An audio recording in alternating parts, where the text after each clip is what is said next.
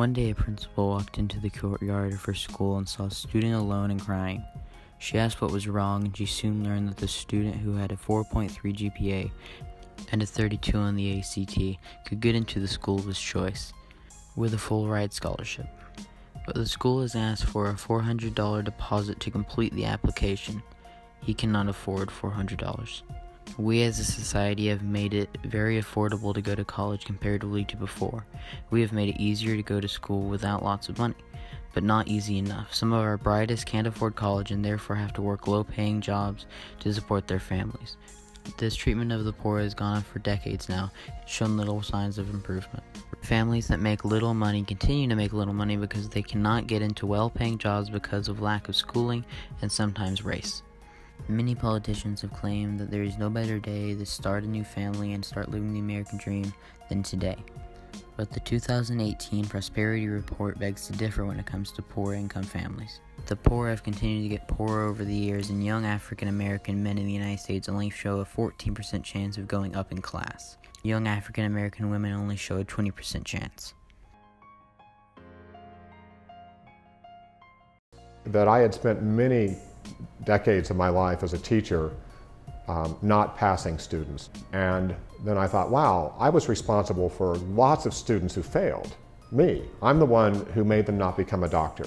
I'm the one who made them not become an engineer. Which of the following statements of fact are true? Lottie took a position as vice provost and dug deep into the university's student records to create a profile of the students who dropped out. And so what's the correct answer? What he found was startling. The big difference wasn't how hard a student studied or how well they did in high school. The most important indicator was a student's household income. They don't know the culture of higher education, which means a lot of different things. They don't know the steps to take to prepare themselves to apply to colleges. They don't know what to do in high school. They don't know how to pay for school and all the opportunities they have for scholarships.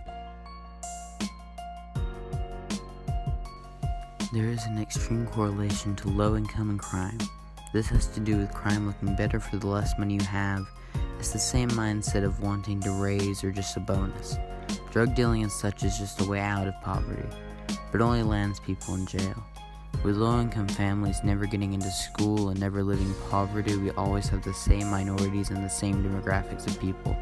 In the poor world, this world leans primarily minority. With there being few schools that let in low-income students and few jobs letting uneducated workers in, it seems like there is no hope. But this man, John, he works for an organization to take low-income students and put them in office jobs that require little to no schooling. Just simple training and they'll be off to work for way better pay than anywhere else they could hope for. There isn't really a set answer to help the poor out of poverty, but nonprofits with no external motives is a way to start.